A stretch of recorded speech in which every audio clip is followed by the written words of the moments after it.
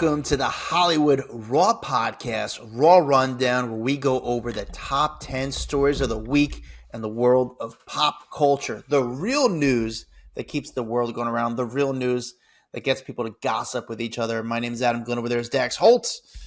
Dax, you like tiramisu? What a random question.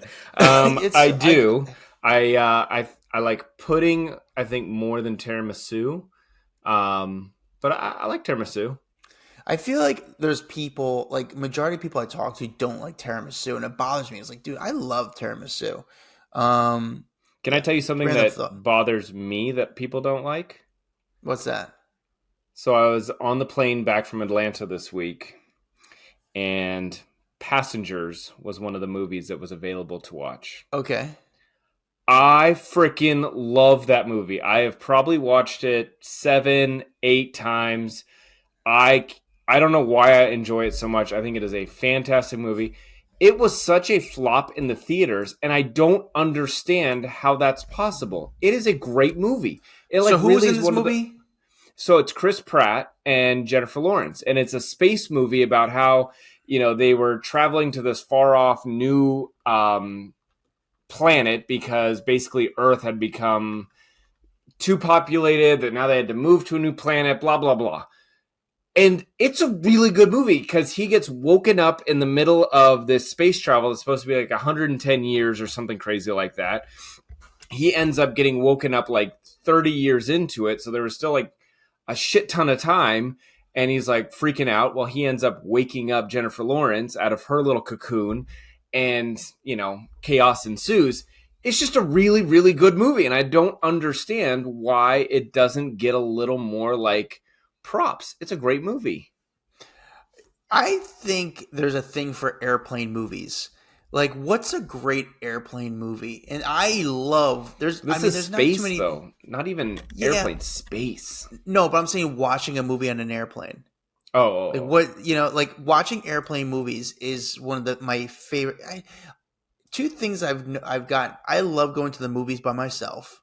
Okay. I think I really enjoy doing that, and it's so great when you're on a plane and you go to see what movies they have on, and it's a movie that just came out that you really want to see. There's not too. It makes the flight win. So much better. It's a huge win. I'm at the point now, because I don't know, through United, I could see the movies that are appearing on United before I go, and I'll look it up. So I get excited for something because I want to be invested into a good movie on a plane. And because when you watch a movie on a plane, you can't play on your phone. You there's nothing else to do except watch a movie. And it's a great thing. You want to know what the biggest lose is, though? A nude scene on a movie on a plane that you're watching? That is so awkward. That gets weird. Super awkward. I'm surprised they have that still. And especially when you want to watch it because you're totally into the movie and you're like, oh, this is a good part I want to watch. But I got 2 neighbors who are currently watching over me, plus a person behind me in the middle seat. They can see through the 2 seats and watch what I'm watching. 100%. Super awkward. Yeah. But what I would say really sucks is when you're on a flight, you get halfway through a movie and you're like, I'm going to watch the rest of this when I get back on the flight. But if it changes over from the month, you could potentially lose out on watching the movie on the way back. That's what really sucks. Yeah. That's why I saw the last Indiana Jones was on a plane. And I was like, this is a really good movie. I don't think many people talked about it when it came to the Indiana Jones franchise because the Shia LaBeouf Indiana Jones was a terrible movie. So it was it left the franchise in a bad taste in your mouth. But I thought this last one, the Dial Destiny, whatever the movie was called, was actually a good movie and a lot of people want to talk to. Maybe I just watched it on a plane. I had nothing else to do and I really enjoyed it, but that could be it. But I did enjoy the movie. Hey, can I say one other thing that I haven't even told you yet? This is me telling you at the same time I'm telling everyone else. I got a call today. From Melissa Rivers. No way. And I know you're friends with Melissa, so that's cool. What happened? She invited me to go back to BravoCon this year. She wants to go back because we had so much fun. And if you guys were not a part of the Hollywood Raw podcast 2 years ago during BravoCon, we ended up sneaking around BravoCon, getting ourselves backstage, getting all these freebies, having all this craziness. But we only had like regular passes, like normies walking around BravoCon. And she hit me up saying, she's like, let's do it again. Like, screw it. Like, it doesn't even matter if we can't get passes. Like, let's just buy regular tickets, go, and cause chaos again. So that's I'm excited. It sounds fun. Wait, is this Vegas? It's Vegas, so it's like November 14th, 15th. 14th, So 15th. The tickets actually go on sale today, Friday. And so we're going to get our tickets. Hey, and if anyone wants to join us, by all means, like it's literally Melissa and I with normal passes walking around BravoCon. So if you want to come hang out with us, please, by all means, get tickets. We're going to be there and you can come join us. You're not getting, you can't get media credentials or anything? No, we don't get that stuff. But we were still able. I don't understand. Do you not apply for it? You should apply, but the thing is, we got into so many because Melissa's famous, right? So like we use that to our advantage. And if you remember, we like would kind of like make a scene, and so all these people would come and flock around Melissa, and then I'd go tell one of the security guards, "Oh, hey, Melissa's she's getting stormed by fans. Can we get her to a safe spot?" And they would take us backstage. So we were able to like kind of get ourselves into crazy spots and interview people that no one else was able to interview. We took that little red carpet. And so I'm like, so she called me, she's like, you in? I'm like, sure, why not? So we're going to buy our tickets today and go. So if anyone wants to join us, by all means, come join us. You're just opening up a can of worms because everyone's like, I want to sneak backstage with you. So you're going to have like 70 people trying to sneak backstage. I don't know if I'm real sneak everyone backstage, but by all means, we're literally just roaming the floors just like everyone else and going to the booth. Because that was the other part, was we were getting all these like free items because it's a convention, right? And so they have booths set up for people to check out merchandise. And we were like scamming all kinds of free stuff from the booths, getting hair extensions and hats and sunglasses. And some woman gave me underwear with like a pocket. I mean, I got the craziest stuff, but it was a really fun experience. And because she had fun with me last time, she invited me again. So that's kind of fun. That's cool. That's your new buddy. So come join us, people, if you really want to. BravoCon's fun. I will say BravoCon is very, very fun because you're up close and personal with everyone from the Bravo franchises. I'm not ruling it out. Mm-hmm. I usually go to the West Coast during that time. Yeah. So maybe, I don't know. I'm usually like in LA that time, but it depends. I might have like a surfing trip or something like that during that time. Okay. I gotta figure out dates. But I know you talked great about BravoCon, but I loved it, dude. And maybe it was just fun because like being there. It's a good time of year to be there too. Yeah, and Melissa made it like really fun because she's just as crazy as we are, and she's sneaky, which I love because she's so famous. Because you can't really sneak around when you're famous, but like she was doing it, and she doesn't care, and we're like bending the rules and going backstage. I mean, the amount of interviews that we got literally in the loading dock of the hotel was hilarious, and people loved it. So very cool. Anyway, very cool. Anyway, that was just on my mind because you called me up today, so I figured I would tell you. Well, I'm glad. It sounds like you got some exciting stuff. Maybe I'll attend with you, but probably no. I'm not the Bravo guy, man. Only Summer House. That's it. Like I don't care. I know, but you love the Summer House. I do love Summer House. I'm going to go all the way to Vegas to see the cast of Summer House that are a mile away. Not even, probably like around the corner for me. I don't know. But I thought you were talking about a mile away. I'm like at BravoCon. I'm like, no, dude, you can like touch them. They're up close. I don't care that much. Not touch them, but you know what I'm saying. Yeah. Actually, just remember, Tribeca Film Festival is coming up. I gotta see if that's gonna be worthwhile for me to check out. All right. Today is the Raw Rundown where we give you the top 10 stories of the week. How do we give you the top 10 stories of the week? It goes by Google search. It goes by data, and lastly, it goes by a personal opinion. But ultimately, it comes down to the data, what people are clicking on. Let's do you want to read a review or do you want to get right into it? Let's get right into it because I felt like we spent so long talking right now that we're running out of time.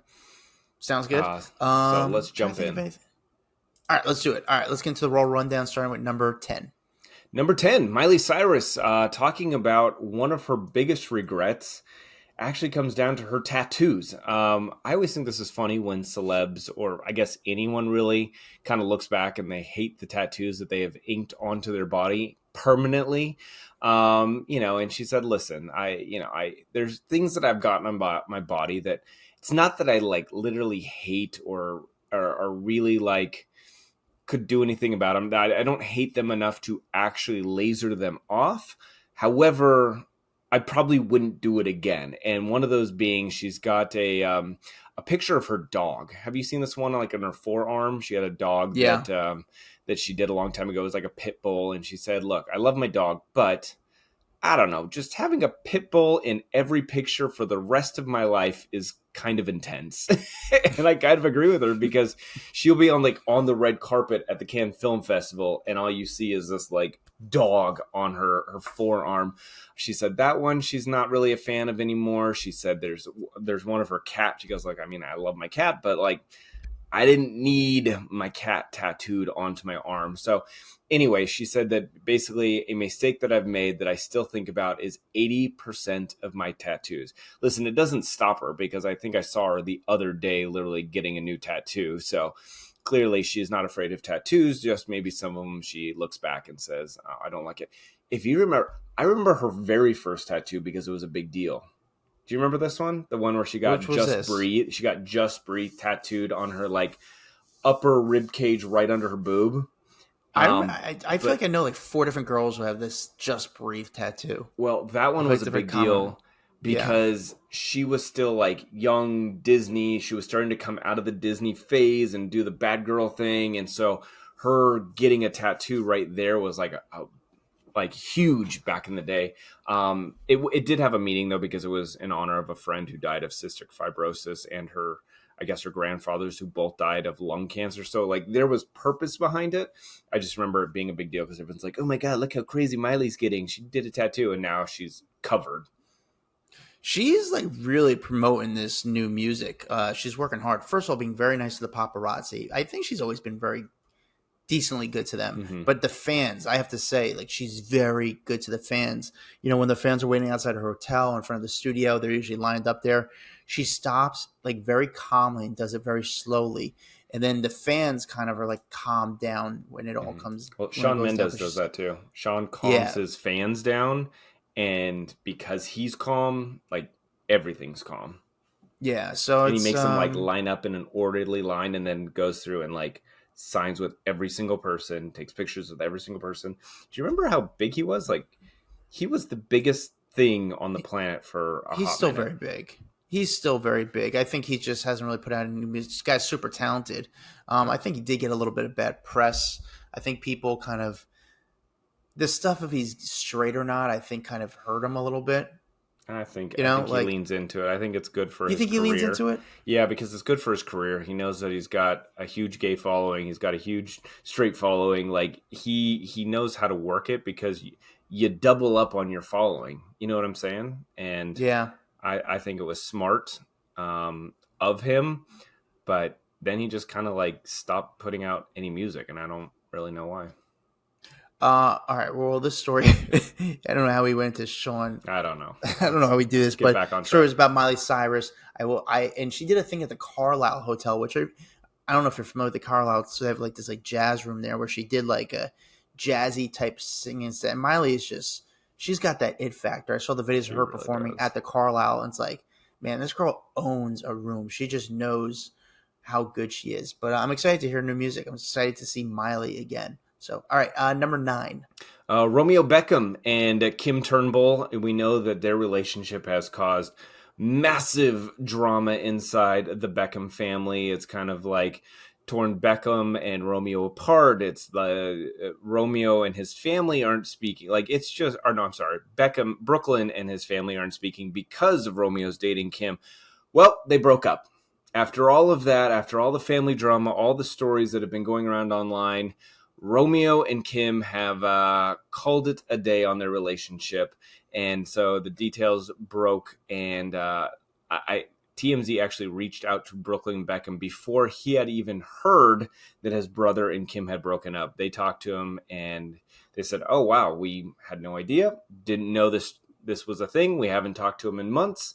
This news had not made it to us yet." And so they broke the news to Brooklyn. But now we wait to see if Brooklyn and Nicola all get kind of back in tune with the family, because they've kind of been outcast and weren't invited to. Oh, well, they were invited to Dave and Beckham's birthday, but it was more like, you got to be here with everyone. We don't get to just hang out with you by yourselves. So I have to imagine. I'm curious what that girl who's with Beckham. I wonder what she does next, or what she goes to if she Kim, becomes. Yeah, this girl Kim. What I'm gonna guess she's gonna start doing paparazzi setup shots immediately, and then and this is my prediction. She's gonna start doing paparazzi setup shots immediately, and then people are gonna start talking about this girl. She can do some. Well, then she's just gonna prove content. Brooklyn right. Like, I mean, what's wrong with it? This is a business. And for people who don't know the story, I mean, we've talked about it quite a bit on here, but if you don't know the story, Kim and Brooklyn had a fling at one point. It was a short-lived fling, but they dated.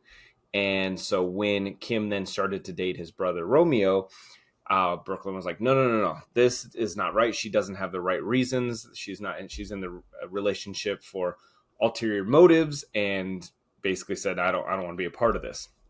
That's what broke them up.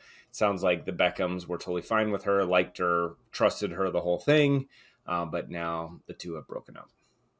Yeah. Well, I think this girl's going to start working it more. She's already been labeled as the, a black sheep, sort of some person that's causing kind of chaos in the family. She's going to lead into it because it's good for business, good for her career. She's going to start doing paparazzi. My prediction, she's going to start doing paparazzi setup shots. And then I think the Beckhams are going to get back together. I think the father's going to be, listen, everyone in the room, let's get it, let's move forward. And I think everything's going to be kumbaya. I'm always impressed, though, like, if for someone like this, like, if what you say comes to reality and Kim does lean into, hey, I'm the gold digger, whatever, right? Like, whatever people have been labeling her as, and then she does it. I'm always impressed that people can have that foresight of like, oh, this is going to get me attention. This is going to work for my image. Because I feel like if I was in that spot and young, I'd be like, this is the last thing I want people to label me as. I got to get out of here. Like, I don't want to prove them right.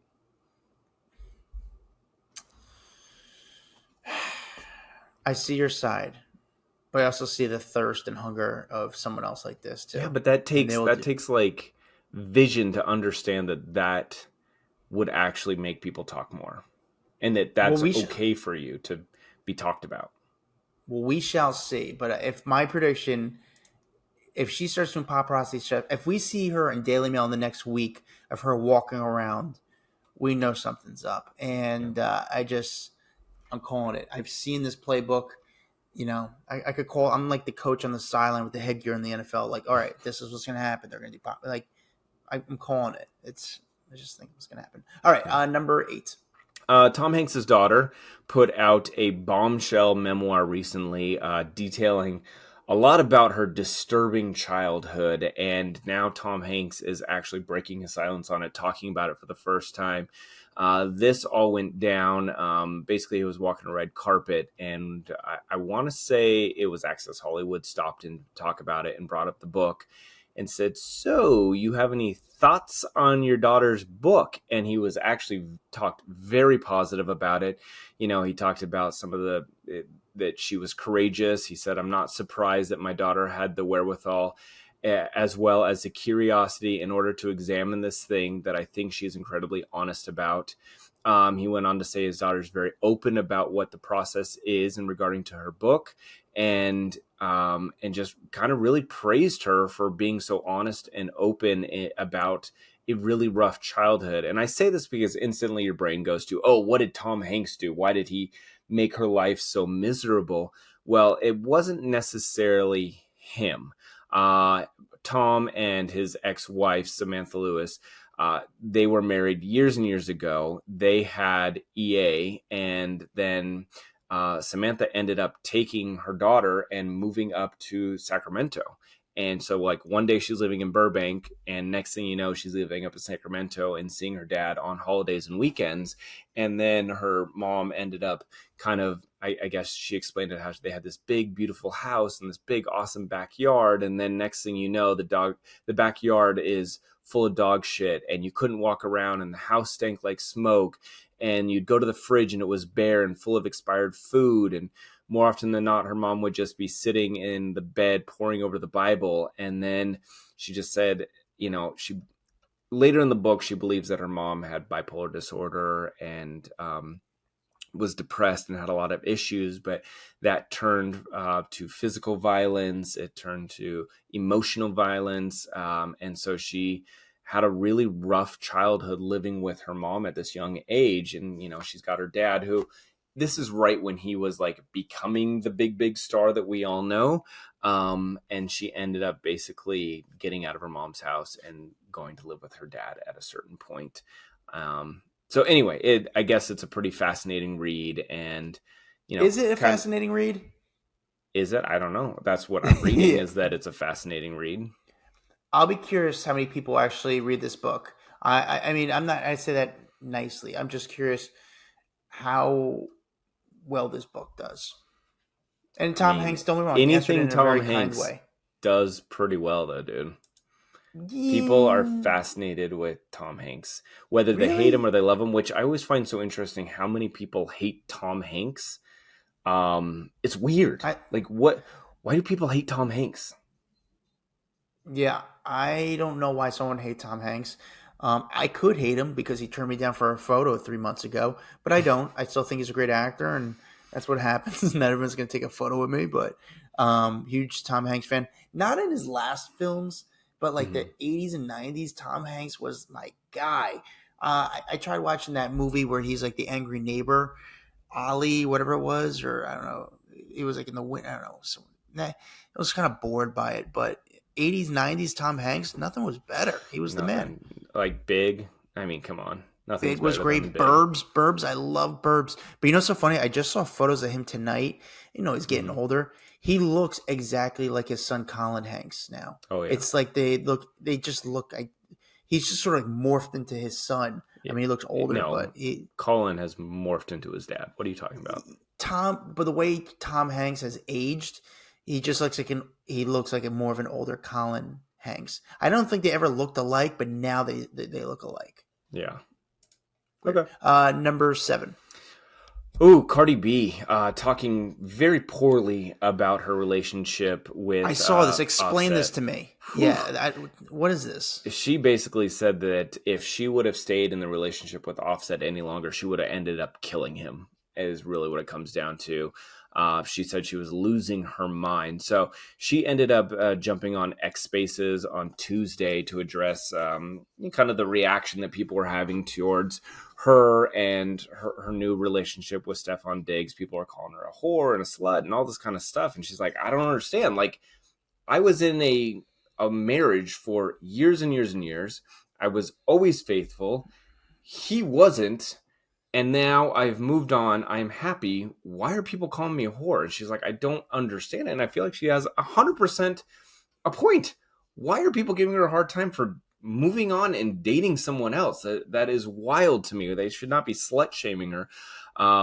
It doesn't make any sense. But anyway, she was just saying how people don't understand how tired she was in that relationship, how mentally drained she was.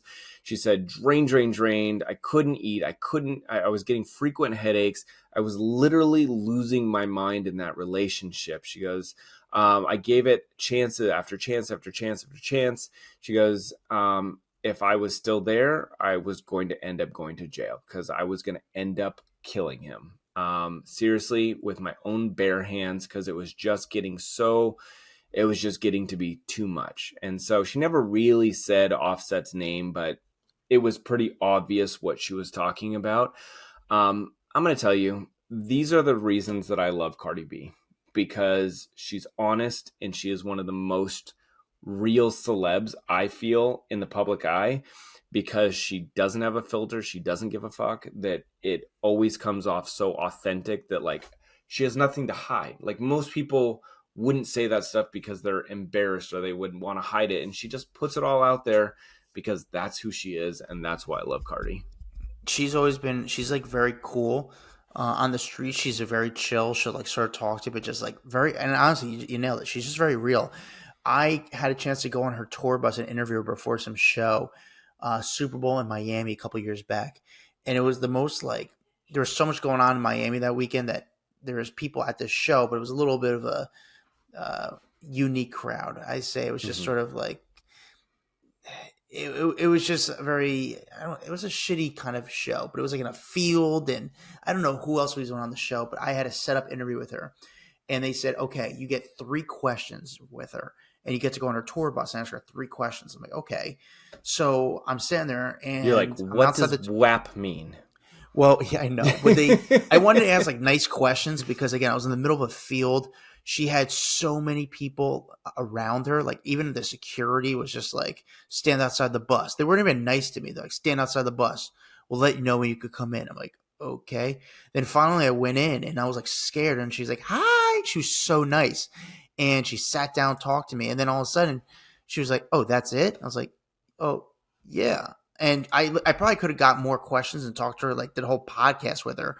But she was like, well, she had people around her that was going, nope, you're gonna they end were this like, shit now. No, but she was like down for whatever. But she was the one like and took a photo. She was so chill and nice, and I don't know. She was very nice, very cool. And by the way, she did say that she's in a really good place right now. She's really happy. She says, I feel like I'm crawling, like I'm learning how to do things again. Dating, it's new to me. It took me a long time to open up to somebody. So she's clearly very happy with Stefon Diggs. So it's funny. I got a call. I was outside the Garden for one of the Knicks playoffs games, and I really do believe it was her. But this photographer was telling me that he was getting like set up shots, like reached out from Stefon's team, who wanted set up shots. Like, hey, make sure you get Cardi and me going into the game. He wanted to be shot, but it wasn't really him. I don't know, but it was his side. They've officially launched that they're dating. Like it was kind of, they weren't saying it, but they're all out now, so they're definitely in a relationship. All right, well, congratulations. Hope they're happy. Number 6. Blake Lively, she's changing up her lawsuit against Justin Baldoni, actually pulling back on some of the claims, all in an attempt to kind of make herself look a little better, but she is attempting to withdraw her claims against Baldoni in the intentional infliction of emotional distress and negligent infliction of emotional distress. Those are 2 claims that she had in her lawsuit.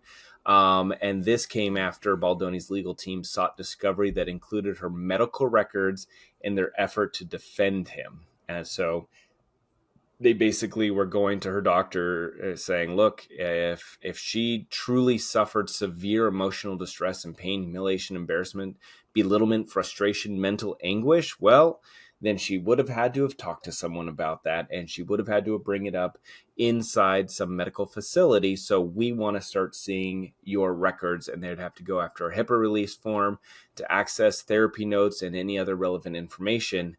And so then she went in there and she goes, I don't want them to see all that. Or maybe she realizes she doesn't have any of that stuff. And so they're going to just be going through her medical records and seeing other stuff that maybe she doesn't want seen. And so she ended up starting to pull some of those claims in the lawsuit. And I can tell you, Justin Baldoni's people are not happy about it. They're like, you can't put it out there to the world, make it the basis of your lawsuit. And then once we start digging to find information, you then go throw your hands up and go, okay, no, I'm gonna remove these couple things so that you can't get the HIPAA access. It's kind of interesting, but I feel like she is losing a lot of ground recently. Like, it just, the tides have really, really turned. And I remember when we first started talking about this, I was very team Lively, and man, things have changed over the last few months. I talked to someone this week, and they keep telling me, someone close to the Lively team, they say, "What? Just wait till what happens. Just wait." And they made me seem like there's something that's going to come out. Okay. Well, but I mean, again, I haven't seen anything for the evidence. Yeah, I'm with you. I'm just gonna keep waiting. I haven't seen anything that can make me or sway me because obviously, based on this story, it's like, why would you change up? Maybe you're changing up their technique or their strategy, but there's also some things the Baldoni team, well, I say Baldoni's lawyer has done that kind of grossed me out a little bit. Mm-hmm. It's just like it's like The whole thing nonsense. has Hey, grossed me out, let's. honestly. Nah, you hated it from the beginning. I kind of died down on it, but in the beginning, I was really into it. You didn't like it from the start. This story. It's just not my favorite story. I All mean, right. it's good, What? it's juicy, it's interesting, but like there's so much pettiness, there's so much blame, there's so much that now I feel like they're at a point where there's definitely fault on both sides, whether or not they want to admit it. But I'm going to say she's done some shitty things, and I'm going to say he's done some shitty things too. Like, neither person is completely innocent in this whole situation. Fair enough. Number 5.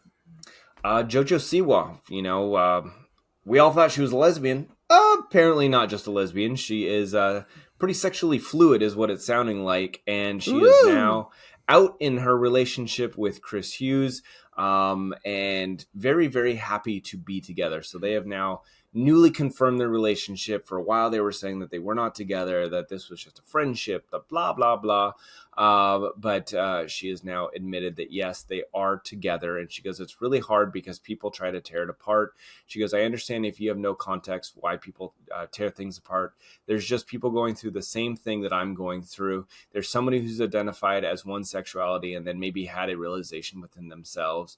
She goes, you may feel that, but people can change, they can grow. It is what it is. And I honestly do feel like that's probably a pretty honest answer because she has dated women. She's dated people who do not identify with a sexuality or a sex. And so I think she's trying to find herself, honestly. And I think she's dated women and people. And I think that at the end of the day, she said she just likes humans at the end of it. So I'm not going to blame her for finding a dude that she's interested in. Like, good for her. They're actually really cute together. I wouldn't. I don't know about. I mean, cute together. I wouldn't. As long as they're happy, I don't care. I mean, it's JoJo Siwa is just. She's. I don't mind her. I don't.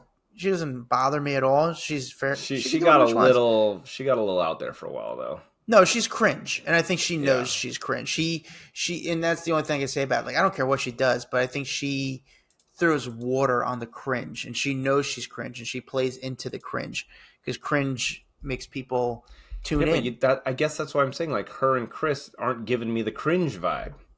Like she normally gives me some cringe. She's not giving me cringe this relationship. Like they seem pretty normal. Just wait. There's not enough content yet. It'll happen. She's not dressed like a fiery unicorn or something covered in diamonds. Just wait till the videos. They go to Disney once and then they get drunk. Oh God. Did you see the video when she got drunk for the first time at Disney? That was like the worst. That was so awkward. There's nothing worse to me. Like, even when I get drunk, I don't really act different. But she like, all of a sudden she gets drunk. She was like on mushrooms or tripping. At Disneyland. It's kind of weird. Yeah, it's just the whole thing was just weird. Just weird. She's cringe. All right, not in a bad way. She's nice. She's just cringe. Number 4. Ariana Biermann saying that Kim and Kroy spent all of her money amid their big divorce. So Ariana Biermann, she is now one of the new stars of the Next Gen NYC. It's a new TV show. I didn't see it. It just debuted, but it literally just debuted. It's a new thing on E. It takes a bunch of basically famous children or children of very successful people and does a reality show. Like you got Meredith Marks' son Brooks on the show. Obviously, you know her from Real Housewives of Salt Lake. There is Riley Burris, who is Candy Burris's daughter. There's Gia Giudice, who is Teresa's daughter. So there's some like big names on this show, or at least recognizable people, where Ariana is obviously Kim and Kroy's daughter. And She goes, look, I have been on TV since I was 5 years old. And this is during a confessional on the premiere of the Bravo TV series. Oh, I said I meant Bravo. Sorry. Great. Now I'm really not going to get into BravoCon. She said, look, I did reality television with my family, and then I started posting on Instagram, and I got my first brand deal when I was 14. And she basically goes on to say she made a ton of money while doing it, but unfortunately, she goes, my parents took all my money. She said, I can't say exactly what they used it on because I just found out that it was all gone 2 years ago. And she actually then later on says that her mom is still hitting her up, asking her for money. And it actually really pisses off her boyfriend, Hudson, because he's like, I'll see her drinking this $200 bottle of wine on Instagram stories, and then she'll hit me up and say, I need money. And she goes, I feel bad. It's my mom. Like, I don't want to have the tension, but like, it's really hard to say no to your mom. But yet this is the same person who has stolen all of your money that you've ever made. It's kind of crazy. Yeah. I always say, random. I never knew who this Biermann was. We had the other Biermann on the podcast. We had Kim Zolciak's other daughter, not this one, right? No, we had. Oh my God, how am I forgetting her name? They're all the same people. God, we are going to get ripped apart for forgetting her name now. It's Biermann, all right. Biermann. Can you just Google it? I just looked it up. It was Brielle Biermann. Brielle, God. Brielle. But she makes very pretty girls. Very cute kids. Yeah. But I can't believe pretty. The fall from grace with Kim and Kroy. Like the fact that we thought they were like the perfect like couple. Remember but like, how much they were all over each other, and then how it ended, it's just night and day. To go from that much money to you are begging your daughter, who's like Instagram famous, to give you money? Jesus. Are you one of those people, though? Like, do you believe him? Do you believe her? I don't. I honestly just don't care. I think they're both a disaster. Yeah. The whole thing's weird. I just watched the new... Kim Zolciak was on the new Kristen Cavallari show. I just watched that tonight. That was on Bravo. Mm-hmm. It's okay. One thing I think Kristen Cavallari said on the show, I guess she said on her podcast, and maybe it was a news story, I forget, but that she dry humped Glen Powell. Kristen's just on the prowl. So pretty though too. I keep saying I'm a guy. What can I do? But yeah, that sucks. But that's a common thing that happens in Hollywood. You've seen that happen with a lot of celebrities. I think it might happen with Macaulay Culkin, where it becomes a money issue between the kid and the parents. Yeah. It's sad. The parents have no money, and you're watching your kid's bank account fill up, and there you're going, well, shit, I'm the one who houses this person. I'm the one paying for their stuff. Like, why don't I get a piece of their pie?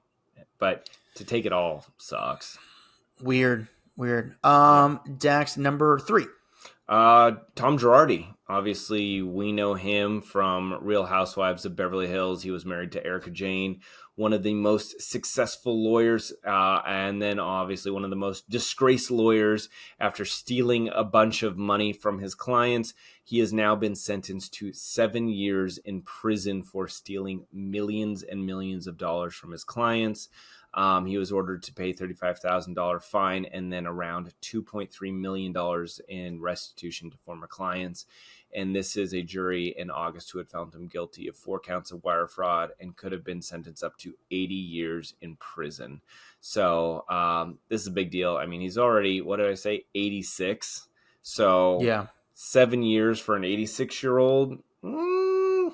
Not sure he's going to be seeing the outside of that prison. But and not only that, he's got a bunch of health issues. They were trying to say that don't put him behind bars. He can't stand trial because of he's not medically fit. He's been diagnosed with Alzheimer's disease and, issues with his memory, and all these issues is the reason why he can't go to prison. Well, they decided, yes, he could. And if you remember, we've even talked about the fact that the Aaron Brockovich movie is literally based on him and his firm and a big payout that they had received back then. 333 million.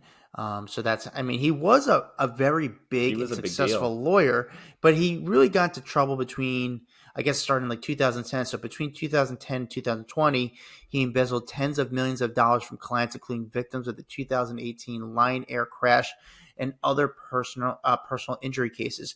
Prosecutors described his law firm as operating like a Ponzi scheme, using new settlement funds to pay off previous clients while diverting substantial amounts to finance a lavish lifestyle, including funding his wife Erica Jane from the Real Housewives entertainment company EJ Global. So yeah, I mean, if you see him though, if you see the video of him like leaving the courthouse, he looks terrible. He looks terrible.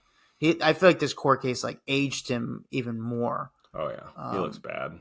He looks bad. So yeah, I don't know if we're gonna be seeing too much longer. It's the whole thing's just sad and sucks. And bottom line, I mean, it is what it is. It's just steal from people, and that's what's gonna happen. I mean, he literally stole from people who had lost a family member, got a big payout, and then did give them their money. So like, you a shitbag. Yeah.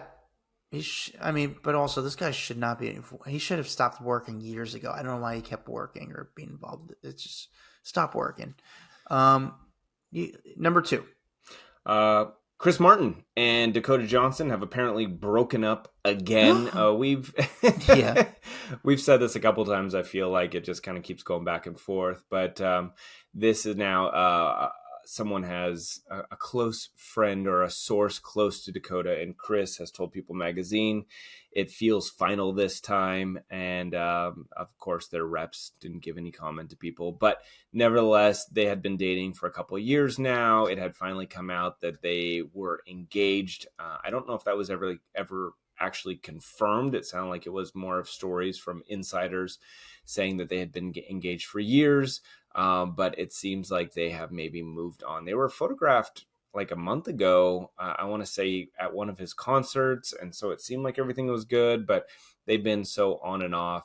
She was really close to his kids. I know that she had talked very publicly about loving his children and being there, and she'd take a bullet for them and all this kind of stuff. But I don't know. I hate that I hate her acting so much. I hate it. Yeah. Like I look at her and I'm just like, oh God, I hate her in movies. And I don't know why. I hate watching her movies. I get it. Listen, dude, I get it. I understand what you're thinking. And I keep giving her a chance. I try every time. I've watched all the like 50 Shades movies. I went to watch Madam Web. There was another movie that I watched, and I'm just like, I don't know. She doesn't do it for me. To me, she's just very vanilla, and that I'm not trying to describe her race. I'm trying to describe like how she is. Like she doesn't really make a scene. She doesn't take away from scenes. It's just there. It's not memorable in anything she does. Yeah. Anyway, I've seen her around. I'm surprised she doesn't. Yeah, I guess we don't need to shit all over her. She's brokenhearted, and but I don't want to shit. I'm sorry. I'm coming across mean. That's mean. Well, listen.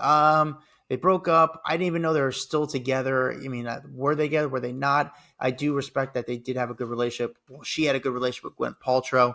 Mm-hmm. Chris Martin, I'm curious who he ends up with next. I'm curious who she ends up with next. Will it be someone famous? I don't know. When they want to go get it on, how long do you think it takes him to get his pants off? Because they're always so tight. So tight, dude, right? He wears high tops pants too, and they got to be hard to get off. And he also wears like tight shirts that are too small. Like they barely make it. Like I've seen him in concert a couple times, and every time he like lifts up his hands, like his shirt comes up to like almost his nipples because it's just so short. He must have a stylist. Why do you wear such a tiny outfits? He must have a stylist because there's no way you just go get those clothes like the same stuff. Like it fits all the same. Same thing with Ryan Reynolds. Like when he goes to like walks around New York City, he has the same shirts. It's like a crop cut, like a silky shirt. Like that's the style right now.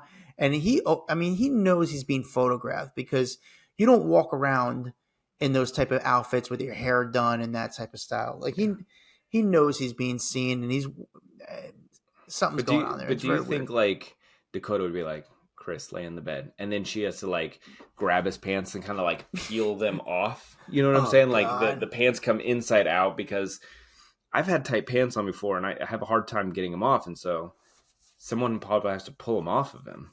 Yeah. Oh, by the way, I saw last night in concert? Dave Matthews Band. And seen them. Oh shit, Good. that's It way was too good. long of a pause. It No, wasn't I don't good. think it's good, but it's not the same without Boyd Tinsley, who's the violinist in the band. And it's just, it's not the same. The band, that's sort of what made the band, is having a violin. And then they brought in a guy to play the violin for like 3 songs, and the crowd went crazy for that. But I was like, the band needs a violin. Instead, they brought in a guy into the band who's like a piano type player, plays a few different pianos. And like, it just doesn't sound the same. Boyd was too good. He was good, and I Like, know he got kicked out of the band for doing some like weird. He had some allegations about him and some dude stuff. The talent, because you're right, when he would go on stage and like play the violin, it was pretty damn dope. And a lot of Dave Matthews songs have great violin like solos in them, so that's what made it so good.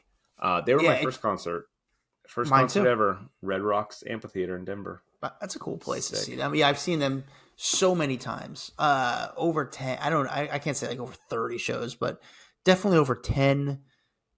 Less than 20. Less than 20, but more than 10 times I've seen them. And I had like great seats. But again, it was good. Like I didn't have a bad time. I don't regret going at all. I enjoyed myself. How good is Satellite? God, that song is so good. There's so many good songs. It just last night they decided not to play any of them. You know, the set list was not like my favorite one. I mean, I guess if you're like, I am a big Dave Matthews fan, but I'm not some guy looking up the set list for every single show and like, no, but it was like, yeah, they played some great ones, and there's some songs like, I don't know if I would do this at a concert. They were like the songs on the album where I would be like, I don't even know that one should have been on the album. And ultimately, you get like a full contact high being in the audience. Everyone, is smoking. Jesus, dude. So the guy behind, I'm watching. Next, I hear like, "Oh my god!" The guy behind me faints, and I'm like, "Oh god!" Of course, right next to me, and like he's right in front of me. And all of a sudden, the guy like they're like trying to snap him out of it, and finally wakes back up. He goes, and everyone's, "Are you okay?" Okay, he goes, "It was the eggs, not the ecstasy. It was the eggs, not the ecstasy." I'm like, "What the fuck?" I was like, "Dude, I think it's the ecstasy, dude. When did you have eggs? It's 8:30 at night." And then all of a sudden, that's awesome. My buddy.